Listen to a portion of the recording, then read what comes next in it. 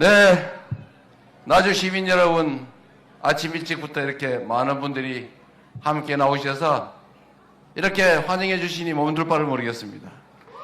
시원한 배 먹고 시원하게 해볼라요. 아, 이재명! 이재명! 이재명! 작년에 나주 배 농사는 잘 됐습니까? 아니요. 네, 이게 원래 배 농사가 잘 되면 배값이 떨어져서 걱정이고, 배 농사가 안 되면은 수입해서 걱정이고, 정말 걱정이죠?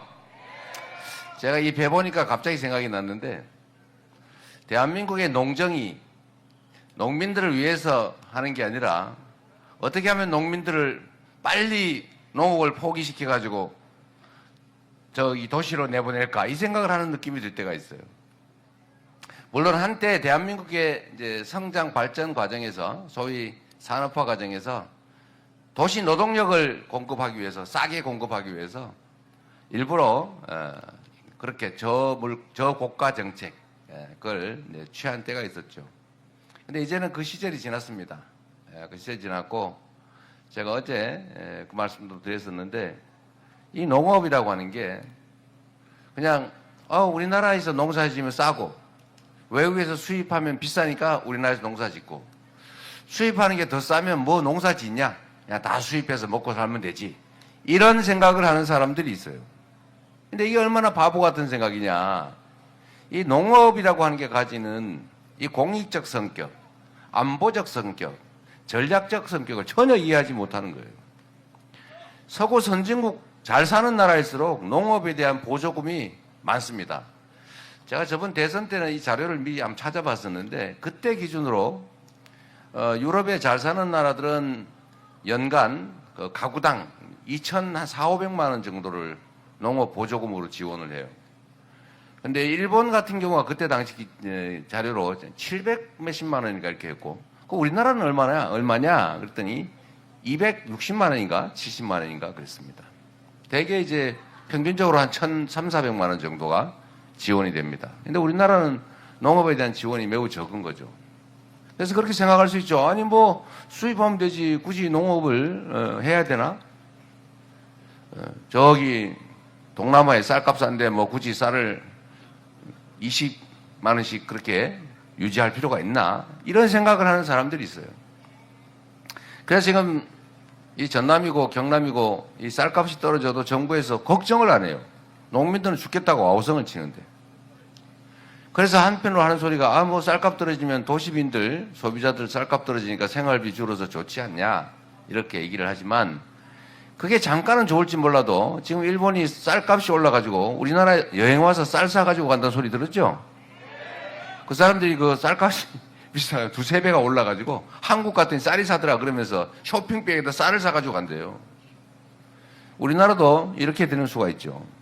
물론 이게 잠깐 끝나면 다행인데, 만약에 농업 기말이 허물어졌는데 이 기후위기 때문에 전 세계적으로 흉작이 발생했다, 그래서 각국이 곡물 수출을 통제한다, 이런 상황이 발생했을 때 국내 농업 기반이 우리나라처럼 이 식량 자급률이 낮으면 어떻게 되겠어요? 우리나라는 쌀 자급률은 그래도 높은 편이지만 전체 농작물로 치면 자급률이 형편없습니다. 그러면 곡물 가격이 급등하겠죠? 그럼 나라가 어떻게 되겠어요? 심각한 문제가 발생합니다. 그래서 다른 나라들은 이 농업을 보호하는 거예요. 바보라서 농민들한테 지원을 하는 게 아니죠. 생각을 바꿔야 된다. 제 말이 맞습니까? 길게 봐야죠. 넓게 봐야죠. 그리고 그건 또 이럴 수도 있습니다. 국가 정책을 결정하는 사람 중에 농민의 이해관계를 대변하는 사람은 별로 없고, 주로는 수출 회사들 대변하는 사람들이 많아서 그럴 수도 있습니다. 왜냐하면 농업을 보호하면 다른 나라가 우리나라에 농업에 우위가 있기 때문에 우리나라에 수출을 해야 되잖아요. 그러면 우리나라 기업들이 공산품, 서비스 수출을 하는데, 우리나라도 수입을 해라, 농작물, 이렇게 전쟁이 벌어져요. 그러면 이제 국회에서 다툼이 벌어지죠. 정부 안에서도. 그럼 아무래도 힘센 수출 기업들 편을 들게 되는 경우가 많죠. 뭐 그런 것도 이유가 되기도 합니다. 여하튼 간에 중요한 거는 농업은 안보 산업이다. 그리고 국가 전략 산업이다. 그리고 농업의 공익적 기능을 인정해 줘야 된다. 농업의 공익적 역할에 보상해 줘야 된다. 맞습니까, 여러분? 네. 정부 당국자들이 정신을 좀 차리고 쌀값도 안정될 수 있도록 노력해 주면 좋겠어요. 우리 백혜련 의원 고생하시는데 지금 얼마 전에 이 정부가 쌀값을 20만 원 유지해 준다고 약속을 했잖아요. 그죠? 약속을 했는데 안 지키죠? 20만 원 이하로 떨어지면 쌀을 사주기로 약속했잖아요. 근데 약속을 하면 뭐합니까? 안 지키는 걸. 당선되기 전에 약속하고 안 지키는 거는 그래도 뭐 이만큼, 이것도 말도 안 되는 소리지만 이해할 바가 있지만, 아니 당선돼 가지고 국정을 하면서 쌀값은 20만 원 보장해 주겠다, 유지해 주겠다고 약속해 놓고는 안 지켜요. 그래서 우리 민주당 의원들께서 여기 고생하신 분 많이 계시네요. 이 민주당 의원들이 쌀값 안정화법이라고 쌀값이 일정 수준 이하로 떨어지면, 아니면 또 쌀이 일정 양 이상으로 과잉 생산되면 정부가 쌀을 사줘야 된다, 이런 법. 그거 당연한 거 아닙니까? 이때까지 해왔던 거예요. 이런 거 하면서 동시에 너무 과잉 생산되면 문제가 되니까 대체작물 지원법. 그러니까 논에다가 올해는 풍작이 될 것 같은데, 너무 재배 면적이 넓은데 쌀 소비가 줄어들 것 같은데, 그러면 이거 3% 초과 생산될 가능성이 있다. 그러면 3%에 해당되는 논에다가 대체 작물을 심으면 논에 벼 심는 것보다 더 많이 남게 지원을 해주면 안 심을 거 아니에요. 그죠? 그렇게 하면 아주 적은 돈으로 이 생산량을 조절할 수 있단 말입니다. 그래서 대체 작물 지원법을 만들었더니, 아니 그런 걸 다 대통령이 거부를 하잖아요. 아무거나 거부해요. 국민 주권을 거부하다가 어떻게 됐어요 지금? 거부를 거듭하다 결국은 국민과 역사의 흐름을 거부해가지고 본인이 거부당했죠. 맞습니다. 어쨌든 이런 걸 우리가 바로 잡아야 됩니다. 이 바로 잡는 힘은 어디서 나오냐? 민주당 의원들에게서, 이재명 후보에게서 나오는 게 아니죠. 그 힘이 어디서 나옵니까? 바로 국민에게서 나오는 거죠.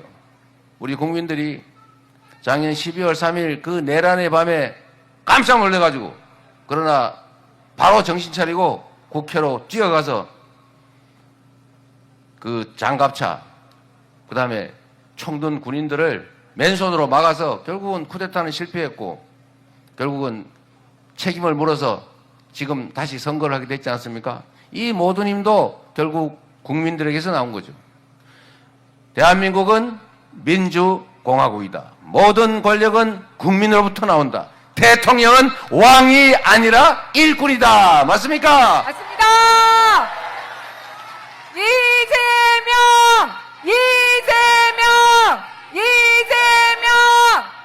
제가 말씀드리고 싶은 것은, 나라 국정이라고 하는 게 정말 국민 중심으로 해야 된다. 국민의 힘을 중심으로가 아니고 국민을 중심으로. 맞죠? 그래서 대한민국의 농업도 지금처럼 학대당하지 말아야 된다. 우리 민주당이 6월 3일에 여러분의 적극적인 투표와 또 행동으로 집권을 하게 되면 농업을 경시하지 않는, 농협을 전략 안보 산업으로 인정하고 농업 종사자들을 공익에 기여하는 그런 점에 대해서 충분하게 보상할 수 있도록 쌀값 안정화뿐만 아니라 농업에 대한 지원을 적극적으로 해 나가도록 하겠습니다. 우리는 빈말 안 하는 거 아시죠? 이재명의 특징이 뭡니까? 이재명은 말하면 지켜요. 제가 갑자기 생각나서 이 말씀 하나 드리면, 제가 공약 이행률이 유난히 높은 사람인데, 누가 그래요? 아니 어떻게 그 공약 이행률이 그렇게 높으십니까? 그 되게 쉬운 방법이 있어요. 공약을 지킬 수 있는 것만 하고, 지킬 수 있는 거는 악착같이 지키면 됩니다. 쉽죠? 저는 시장을 할 때도 도지사를 할 때도 제가 불가능한 약속을 하지 않았어요. 제가 양심에 걸리게 내가 이거 안 되는 건데 라고 생각하고 거짓말인 줄 알면서 공약한 게 딱 한 번 있습니다.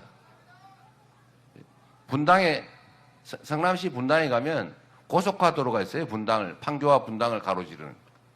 거기를 먼지가 많이 나니까 거기가 아파트 값이 다른 데 아파트보다 3분의 1 정도밖에 안 해요. 시끄럽고 막 먼지 나고 이러니까. 그러니까 거기에 주민들이 어느 날부터 이거를 도로를 지하로 하면은 위에 공원을 만들고 엄청 좋겠네. 그러니까 정치인들이 그 말을 듣고 그 도로 지하화해 주겠다고 공약을 하기 시작한 겁니다. 그런데 그게 돈이 무려 3천억이 넘게 들어가지고 성남시 1년 가용 예산이 뭐 1,000억도 안 되는데 그 3천억을 들여가지고 어떻게 해요? 그 다 불가능한 얘기지 뻔히 알면서 모든 국회의원, 모든 시장 맨날 그 약속을 해요. 제가 2006년 선거를 나올 때는 저보고도 그런 공약을 하라 그래서 제가 못하겠다. 그래서 버텼어요. 떨어졌지요. 물론 그걸 안 해서 떨어진 건 아니에요. 그때는 2006년인데 소위 참여정부의 말기일 때라 아마 전멸할 때입니다. 저도 33점 몇 프로 받고 떨어졌는데 하여튼 2010년이 되니까 이제 2006년에 떨어졌으니까 2010년은 해볼 만한 데다가 진짜 속으로 생각하기에 제가 절대 떨어지면 안 되겠더라고요. 다른 건 이제 실현 가능한 공약을 했는데 이걸 하느냐 마느냐를 정말 몇 달을 고민하다가 할 수 없다. 나도 거짓말하자. 이래가지고 지중화하겠다는 공약을 했어요. 그 마음에 너무 걸려가지고 제가 시장 취임한 다음에 SBS 방송을 불러가지고 공개 사과를 했습니다. 죄송합니다. 그 도로인데 나가가지고 했어요. SBS에. 제가 못 지킬 공약을 했습니다. 거짓말해서 죄송합니다. 그리고 자백을 했습니다. 그리고 이거 쉽지 않다. 이렇게 얘기를 한 적이 있어요. 그런데 그래도 또 우리가 거짓말을 했으니까 미안하니까 다른 대책이라도 세워봐야 되잖아요. 근데 마침 제가 우리 국민들이 참 위대하다고 생각하는 게 이런 겁니다. 우리는 지하로 파고 그동안에 도로를 폐쇄하고 우회 도로를 만들 수도 없으니까 수지 용인에서 막 꽉 막힐 거 아닙니까? 그 8차선 도로가 막아버리면 2, 3년 막으면 어떻게 되겠어요? 불가능하다 이렇게 생각했는데 그 주민들 회의를 했는데 그 주민들이 아이디어를 냈어요. 뭐 어떤 아이디어를 냈냐? 지하화하는 건 안 되니까 그냥 도로를 놔두고 그 위에 씌워가지고 이렇게 거기를 덮어서 공원으로 만들면 된다. 마침 그 판교 쪽이 살짝 높아요. 그러면 돈 얼마 드냐? 그랬더니 1,500억이면 된대요. 그럼 그렇게 하자. 이렇게 해가지고 주민들의 아이디어를 받아서 제가 1,500억, 지금 좀 물가 좀 더 올랐겠죠. 해서 결국은 지하화는 못하고 도로를 통행하는 상태에서 공법을 전 세계적으로 연구를 해가지고 이렇게 씌운 다음에 흙을 덮어서 지금 공원을 만들어 놨습니다, 여러분. 와, 멋지다! 지금 아마 영상을 뒤져보면 이재명이 거짓말 공략했다가 반쯤 지킨 그 사례가 어디에 나오고 있을 거예요. 잘 됐더라고요. 저는 완공된 걸 사실 못 봤습니다. 제가 시장을 착공을 하고 제가 도지사로 가는 바람에. 그리고 인천으로 가는 바람에 구경도 못했죠. 하여튼 제가 드리고 싶은 말씀은 공약을 잘 지키는 방법은 지키지 못할 약속을 안 하는 게 첫 번째고 두 번째는 지킬 수 있을 때는 악착같이 정부가 막아도 지킨다. 정부가 제가 박근혜 정부 그다음에 이명박 정부하고 엄청 싸웠어요. 난 국민 시민들한테 약속한 걸 지켜야 되겠다고 하니까 하지 말라고 계속 못하게 막아요. 그래서 제가 화가 나가지고 광화문에서 단식 농성도 하고 좀 심하게 싸워가지고 갑자기 유명 인사가 되긴 했죠. 그런데 제가 어떤 느낌이 있냐면 우리 국민들은 정말로 수준이 높아서요. 불가능한 약속을 하면 그 사람 막 찍어줄 것 같은데 안 찍어줍니다. 뒤로 가가지고 욕해요. 저 또 거짓말하네. 국민들이 바보가 아닙니다. 과거에는 어떤지 몰라도 지금은 정말로 수준이 높아지셔가지고 불가능한 얘기를 하면 오히려 뒤에서 흉보입니다. 거짓말쟁이. 저럼 또 거짓말하네. 근데 지킬 수 있는 약속만 하고 지킬 수 있는 약속은 다 지키고 제가 공약 이행률이 95% 왔다 갔다 하는데 어쨌든 앞으로 이번에도 제가 대선 공약을 하는데 제가 정책본부에 얘기해 놓은 게 있어요. 그 실현 불가능한 수치를 제시하거나 이런 거 하지 마라. 우리 국민들이 불가능한 약속한다고 거기 속아서 찍어줄 분들도 아니고 우리까지 그런 거짓말 지킬 수 없는 약속해가지고 나중에 우리 국민들이 실망하면 어떡하냐. 그래서 제가 못하게 막았어요. 그래서 일부에서 저보고 왜 공약이 숫자가 없고 추상적이냐 이런 얘기예요. 숫자를 쓰면 못 지키면 어떡할 건데. 그래서 제가 10% 이러길래 아니 9.6% 하면 안 한 거 되는데 그러면 차라리 안전하게 8% 이상 이렇게 해라. 제가 여러분 다 이 말씀을 길게 드리는 이유는 제가 각 지역에 다니면서 지역에 관한 공약들도 많이 합니다. 그리고 저는 아마 대선에 잘 없는 일일 텐데 그 시군 공약도 지금 아마 어제 오늘쯤 발표했을 것 같아요. 지역 공약 발표했나요? 예. 여러분 찾아보시면 우리 동네에 관한 원래 뭐 대선 때는 그런 얘기 잘 안 하죠. 동네 공약 얘기. 우리 동네 이야기, 동네 중요한 얘기들도 저희가 다 뽑아가지고 시군별로 전부 다 뭐 어떤 건 하겠다, 어떤 거는 협조하겠다, 지원하겠다 이거 다 정리해놨습니다. 잘했죠? 예, 저희가 그것도 역시 제가 철저히 감시를 해가지고 제가 100%다 보지는 못했는데 지침으로는 할 수 있는 거 명확하게 제안해서 하도록 해놨습니다. 어쨌든 농업에 대한 지원 얘기도 제가 빈말이 아니다 라는 말씀을 드리려고 이 말씀을 길게 드린 것입니다. 물론 약간의 자랑도 섞여 있죠. 네. 그리고 여러분 이 농업 문제뿐만 아니라 이 지방 균형 발전 문제 심각하죠. 우리 신정훈 위원장이 각별히 관심 가지시는 그 부분인데 지금 대한민국이 수도권 집중이 너무 심합니다. 제가 수도권의 성남시장, 경기도지사를 할 때도 제가 수도권에 대한 규제 일방적 완화 안 된다고 제가 반대한 사람이에요. 왜 그러냐? 이제 수도권도 미어 터져가지고 비효율이 발생합니다. 과거에는 수도권으로 몰리면 효율성이 있었어요. 근데 지금은 아파트 한 평에 무려 3억 원 합니다. 한 평에. 이런 데서 어떻게 국제 경쟁을 합니까? 예? 비효율이 너무 높아요. 젊은이들이 지금 서울로 취직한다고 다 가지만 가서 취직이 안 돼요. 너무 과밀해요. 근데 여기 이 남도 저쪽 동쪽 다 기회의 땅 아닙니까? 땅값도 싸고. 그중에 여러분 하나의 특히 나주가 관계된 건데 하나의 결정적인 기회가 있습니다. 그 기회가 뭐냐? 세상이 변하고 있다는 거죠. 기후이기 때문에 전 세계가 재생에너지 사회로 대대적으로 바뀌어가고 있어요. 앞으로는 재생에너지로 만들지 않은 제품, 화석연료로 만든 제품은 사지 않는다. 이걸 뭐라 그래요? 알리백. 너무 잘하시네요. 누구는 잘 모르던데. 아리백 하랬더니 아리백이 아니라 I will be back 하고 있더라고요. 어쨌든 앞으로는 재생에너지 중심 사회로 신속하게 전환이 됩니다. 지금 3년을 지연하는 바람에 이 재생에너지가 부족해서 반도체 공장 같은 공장들을 해외로 옮길 생각을 하고 있어요. 지금 심각합니다. 그리고 수도권에 전기가 부족해서 공장을 못 짓고 있어요. 근데 앞으로 그러면 단기간 내에 해결이 되냐? 쉽지가 않습니다. 그럼 앞으로 어떻게 됩니까? 이제 전기가 싸게 생산되는, 특히 재생에너지가 싸게 생산되는 지역으로 기업들을 옮기지 않으면 경쟁을 하기가 어려워집니다. 그리고 앞으로는 피할 수 없는 길인데, 내가 이 얘기했더니 또 전기요금 올린다 그런다더라고. 누가 악선전을 하던데, 일단은 여기 나주에서 마늘 생산하면 나주의 마늘 한 접 가격하고 저기 서울의 남대문 시장의 마늘 한 접 가격이 같아요, 달라요? 다르죠, 당연히. 수송 비용이 있으니까요. 기회 비용. 그런데 나주에서 전기를 생산하고 아니면 영광에서 전기를 생산하고 아산에서 석탄 발전소로 전기를 생산해서 그걸 쫙 송전을 해가지고 서울 수도권에서 쓰는데 전기 요금이 똑같네? 이거 이상하지 않습니까? 송전탑 설치하고 송전 비용이 얼마나 많이 듭니까? 그런데 우리나라는 가격이 똑같아요. 이제 이게 이런 식으로는 갈 수가 없어요. 이제 합리적인 사회로 가야 되기 때문에 송전 비용을 전기요금에 반영하지 않을 수가 없는 시대가 지금 왔어요. 다만 지금 당장 전기요금을 조정하면 이 불황에 경제 나쁠 때 더 어려워지기 때문에 당장 전기요금을 어떻게 하기 어렵죠. 그러나 올해 일반적인 예측으로 앞으로 5년, 10년, 20년 후를 봐야 되잖아요. 앞으로는 생산지 전기와 소비지 전기가 원격일 경우에, 거리가 멀 경우에는 가격이 다를 수밖에 없고, 당연히 생산지에는 싸게 전기를 공급할 수밖에 없다. 이건 상식이죠.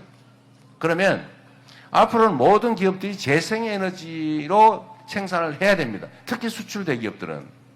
아리백, 또 탄소 국경세, 너네 이거 화석연료로 만든 제품이지? 이러면 유럽에다 수출하려고 그러면 거기다가 부가금을 얹어서 만든다. 지금 올해, 내년부터 시행한다 그러죠, 벌써? 그러면 국부가 유출되잖아요. 그러니까 우리는 피할 수 없어요. 재생에너지를 국내에서 생산하든지 아니면 해외에서 수소를 사오든지 해야 됩니다. 그러나 수소를 사오는 것보다는 나주 저 산골짜기 우리 남도 서해안 이 바닷가에 그 비어있는 많은 땅들 거기 폐염전 뭐 버려진 바닷가 이런 데다가 태양광 발전하고 바람도 좋으니까 풍력 발전하고 하면 되잖아요. 그죠? 여기 먹고 살 길이 있다 그 말입니다. 여러분. 인구 밀도가 낮을수록 땅이 많을수록 바람 농사, 햇빛 농사를 지면 물고기 잡고 농사 짓는 것보다 몇 배 더 돈을 벌 수 있는 시대가 오는 거죠. 단 조건이 있어요. 거기서 생산을 하면 전기를 쓰고 남는 거 팔 수 있어야 될 거 아닙니까? 팔려고 하면 정부에서 촘촘하게 송배전망을 깔아줘야죠. 우리가 태양광판 해서 전기 생산하면 코드를 딱 꽂으면 당신 얼마 썼음, 당신이 얼마 오히려 한전에다 얼마 전기를 공급했음 곱하기 단가 얼마 이렇게 해서 돈을 받으면 되죠. 이 송배전망을 촘촘하게 까는 걸 우리가 에너지 고속도로라고 이름을 붙였습니다. 이걸 정부가 책임을 져줘야죠. 정부에 돈이 없으면 민간 자본을 끌어들여서 같이 투자해서 만들면 되잖아요. 어차피 그 사용료는 나중에 안정적으로 받을 건데. 그래서 이 서남해안이 태양과 바람의 보고 아닙니까? 얼마나 많아요. 지금도 막 에너지가 막 지나가네. 네? 이 태백별.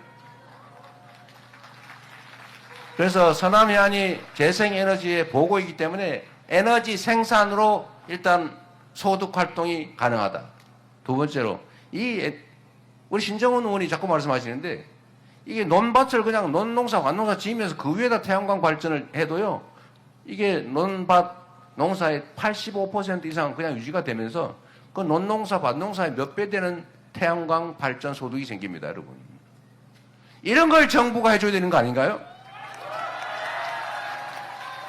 그리고 더 중요한 거, 이거는 이제 태양광 발전 사업하는 당사자만 돈을 벌 테니 그 마을들만 돈을 버니까 이제 일자리를 만들어야 될 거 아닙니까? 말씀드린 것처럼 수도권에는 일단 전기 자체가 부족해요. 두 번째로 재생에너지는 더더욱 없어요.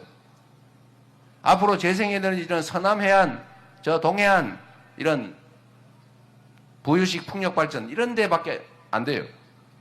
그러면 거기서 재생에너지 가격이 싸기 때문에 기업들에게 이렇게 정부가 방침을 정하는 거죠. 지방으로 가면 재생에너지 가격이 매우 싸다. 첫째 이익이 있죠. 두 번째 수도권 집중이 지금 대한민국의 성장 발전을 가로막으니까 지방으로 가는 기업에게는 법인세 등등의 세금을 대폭 깎아주든지 아니면 한 10년, 20년 필요하면 아예 면제를 해주든지 세제 혜택을 대규모로 준다. 세 번째로 수도권은 이런저런 이유로 안전상의 이유나 인구가 많으니까 규제가 많잖아요. 규제를 대폭 완화해 준다. 용수나 기반시설 지방에 잘 갖춰준다. 필요하면 토지에 대한 개발권도 줄 테니 저기 나주 근처, 광주 근처 거기 가서 재생에너지를 기반으로 한 기업을 하세요. 이러면 안 갈 리가 없죠. 근데 여기서 또 한 가지 문제가 있다고 합니다. 가는 건 좋은데 사람이 없대요. 젊은 유능한 인재가 없지 않냐. 다 지역에서 교육도 잘 안 되고 다 서울 수도권으로 가더라. 그래서 또 하나의 방법을 추가해야죠. 지방의 거점 대학들에 대해서 지원을 대대적으로 늘려야 됩니다. 저는 정말로 이해 안 되는 게 이런 점들인데 우리 사회가 모여서 살고 세금은 능력에 따라 똑같이 내잖아요. 그러면 억강부약해야 되는 거 아닙니까? 사회가? 그러면 많이 가지고 많이 배우고 힘센데 더 많이 지원하고 힘없고 많이 못 가지고 못 배운 데는 조금만 지원해주고 이러면 되겠어요? 반대로 해야죠. 그래야 세상이 살만한 세상이 되지 않습니까? 그래서 제가 맨날 억강부약 얘기를 하는 건데, 국립대 학교 지원 예산이 딱 그래요. 똑같은 국립대인데 왜 국민 세금으로 서울대는 1인당 학생 1인당 5천만 원인가 6천만 원쯤 되게 지원하고, 여기 제일 가까운 전남대는 2천만 원, 한 2,100만 원 되나요? 왜 그거밖에 지원 안 합니까? 오히려 반대로 해야 되는 거 아니에요? 그런데 우리가 서울대 10개 만들기 이렇게 얘기를 하니까, 아이고 뭐 다 서울대 만들어주겠다는 거냐? 또 그럴 수는 없죠. 서울대 비슷하게. 이걸 또 오해하는 사람이 있어서 제가 말씀드리는 거예요. 서울대 비슷하게.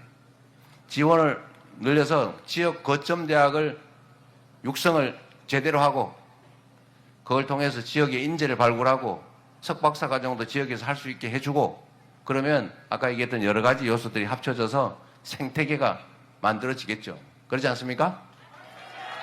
그게 막 딱 한두 해 만에 후다닥 되지는 않겠지만, 이런 방향을 가지고 길게 기획하고 정책 집행하고 예산 지원하고 해서 가야 지방이 살고 나라가 살 길이 생기는 거 아니겠냐. 우리 민주당이 집권하면 이렇게 확실히 방향을 정해서 가겠다, 이렇게 말씀드리는 것입니다, 여러분.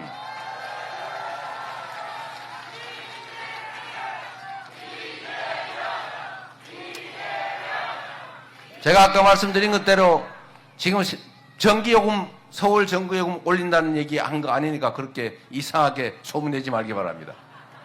꼭 얘기를 하면 반대로 꽈가지고 그러는 사람이 있더라고요. 지금은 경제 상황이 너무 나빠요. 지금 어떻게 그런 공공요금 부과해가지고 할 길이 없고, 하더라도 신중하게 정말로, 예를 들면 이 제도 때문에 피해를 보거나 어려워지는 사람들에 대해서 모든 대책을 만든 다음에 해야 되겠죠. 여하튼 여러분, 우리가 희망을 갖자고 하는 얘기입니다. 이 나라의 주인이 누구예요? 국민 아닙니까? 나라의 주인이 누구라고요? 바로 우리죠.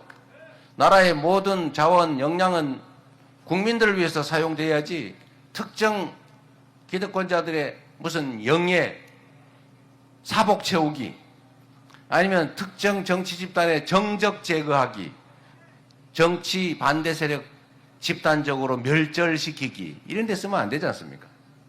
그리고 우리가 그럴 시간이 어디 있어요? 이 바쁜 시간에. 여러분, 우리가 인생을 1000년 만년 삽니까?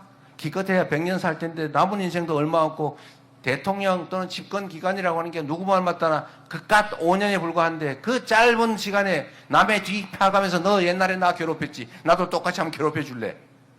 이럴 시간이 어디 있습니까? 그리고 우리는 그렇게 유치 졸렬한 사람들이 아니에요. 사람은 살아가면서 행복을 느끼는 방식이 다양하잖아요. 어떤 사람은 돈 많이 벌면 좋아하는 사람이 있어요. 어떤 사람은 남을 막 괴롭히면 좋아하는 사람이 있어요. 누구 막 자근자근 밟고 막 괴롭히고 이러면 즐거워하는 사람이 있어요. 있더라고 보니까. 누구라고요? 내가 뭐라고 하면 안 되고. 어쨌든 남의 거 막 뺏어가지고 다른 사람 거지 만들고 나만 부자 되면 그거 좋아하는 사람이 있어요. 나 얼굴 막 내밀고 다른 사람 막 밟으면 그런 거 좋아하는 사람이 있어요. 그래서 저는 다른 사람이 나로 인해서 행복하면 그걸 보면 너무 행복하더라고요. 제가 성남시장 할 때가 제일 행복했어요. 성남시장을 할 때 우리 시민들하고 시장하고 너무 친해져가지고 우리 공무원들도 정말로 열심히 하고, 열심히 하다가 이재명이 정치보복 당하는데 그냥 불려가가지고 엄청나게 수사받느라고 고생했습니다만, 하여튼 시장 제가 재임하는 8년 가까운 시간 동안에는 공무원들도 즐거웠고 저도 즐거웠고 시민들도 정말 즐거웠어요. 지금도 그 얘기들 많이 해요. 시민을 주인으로 존중하고 시민들이 내는 민원, 작은 신음소리 이런 거 잘 챙겨서, 우리가 길바닥에 뭐 도로 깨진 거 있으면 신속하게 고쳐가지고 차 덜컥거리지 않게, 어디 밤에 가로등 깨지면 가로등 다음날 바로 갈아주기, 전화 한 번 오면은 어디 청소 더러운 데서 잽싸게 해주고, 또 누구 막 눈물 흘릴 일이 있으면 방법을 찾아서 지원해주고, 안 되면 안 된다고 설득해주고 다른 길을 찾아주고, 이러면서 정말 하나의 공동체로 오손도손 정말 행복하게 살았어요. 저는 그 시장 8년이 가장 행복했습니다. 뭐 도지사도 사실은 좀 재밌긴 했는데 3년 만에 불려 나오는 바람에 재미를 좀 못 봤어요. 근데 이번에는 대한민국이라고 하는 이 공동체를 경영할 기회를 여러분이 주시면 정말 성남시처럼 사람들이 행복을 느끼는 그런 세상을 꼭 만들어 보고 싶습니다.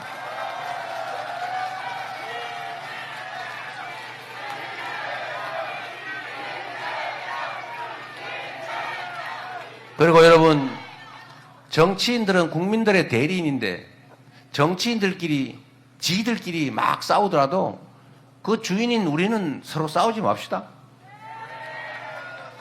그들 중에는 그들이 정말로 국민들의 이익을 위해서 치열하게 싸우면 지지해 줘야죠. 그런데 자세히 들여다보세요.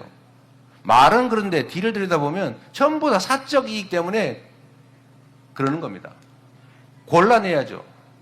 우리가 관중인데 우리 누구 대신 시켜가지고 시합을 시켜놨는데 그 선수들 중에 하나가 반칙 자꾸 하고 그러면 반칙을 못하게 해야지. 야, 둘 다 싸우지 마. 이러면 누가 피해를 봐요? 선량한 사람이 피해를 본다고. 선량한 사람이 피해를 보면 누가 결국 피해 보냐? 결국 그 주인이 피해를 보는 거 아닙니까? 그래서 정치에 여러분들은 너무 잘하고 계시죠. 정치에 관심 가지고 있고 공리적으로 판단하고 세상 잘 다니는 게 곧 내가 잘 되는 길이다. 이런 생각하시는 분이잖아요. 그게 우리 호남민들의 위대함 아닙니까? 제가 얼마 전에 어떤 분이 저도 호남 사람입니다. 우리 서로 사랑해요. 막 그러길래 제가 그걸 딱 듣는 순간 아우 소름이 딱 돋았어요. 저거를 듣는 우리 깨어있는 호남인들이 얼마나 수치스럽게 생각할까, 얼마나 자존심 상해할까, 제가 그 생각이 딱 들더라고요. 맞죠? 우리는 그런 사람이 아니에요. 에? 가장 공리적인 것이 가장 합리적이고 바람직하다고 생각하는 사람들이죠. 저 이재명을 여러분이 지지하는데 전라도 출신인 줄 속아가지고 지지하십니까? 아니잖아요. 우리 정규재 주필이 얘기하신 것처럼 우리 호남 분들은 민주당이 공천을 해도 마음에 안 들면 싹 날려버리기도 해. 그러죠? 저번에도 한 국회의원 전원을 날려버린 일도 있어. 그죠? 이번에는 담양군수 보궐선거 하는데 혹시 민주당이 너무 자만해서 실수하지 않을까 경계하기 위해서 일부러 떨어뜨렸죠? 제가 질 줄 알았어요. 어쩐지 불안하더라고요. 이게 자식을 사랑하는 부모의 심정 같은 거죠. 자식 잘 되기를. 이게 실수하면 안 되는데, 겁먹들면 안 되는데, 땡땡이 치고 혹시 남한테 비난받거나 이러면 안 되는데, 우리 자식 바르게 잘 자라서 큰 사람 돼야지. 근데 이렇게 가끔씩 엇나가네. 개파 싸움이나 하고, 부정부패나 저지르고, 당이 망가질 것 같으네. 이거 한번 혼내야 되겠다. 이래가지고, 매를 좀 때리다가 영 안 돼서 한번 내쫓아 보셨죠? 아예 집 밖으로. 나가가지고 한번 정신 바짝 차린 것 같아가지고 다시 불러가지고 눈물 닦아주고 아이고 자식 고생했지 이러면서 밥 먹이고 옷 갈아입히고 먹이 시켜가지고 토닥토닥 잘 키우고 있죠 지금.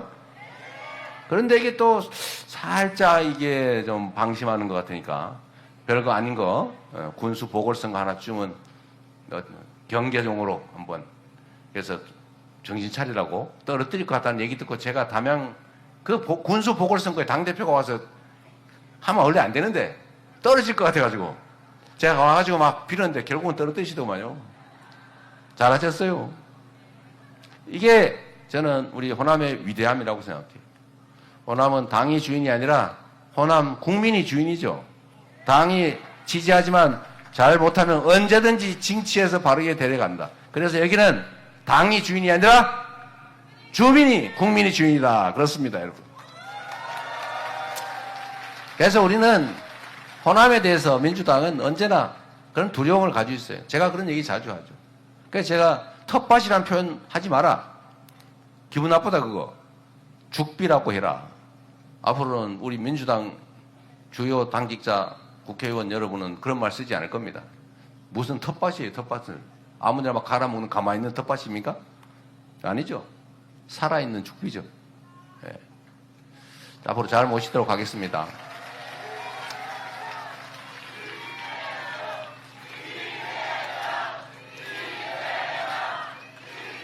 여러분이 이 나라의 민주주의를 지키고 있는 거예요. 우리 충무공 이순신 장군이 한 얘기 참 너무 식상할 만큼 많이 하지만 약무 호남 시무 국가. 실제로 호남 또는 호남의 민중들이 치열하게 싸우지 않았으면 조선은 없었겠죠. 지금도 마찬가지 아닙니까? 그 길고 긴 그 참혹한 군사 정권을 끝장낸 것도 수백 명이 억울하게 죽어갔지만 결국 5.18 민주화 운동으로 끝장낸 거 아닙니까? 그리고 빛의 혁명을, 그리고 촛불혁명으로, 빛의 혁명으로 이 폭력적인, 이 시대착오적인 이 정권을 끝장낸 것도 결국은 저는 호남 정신이었다고 생각합니다. 우리 위대한 국민들이죠.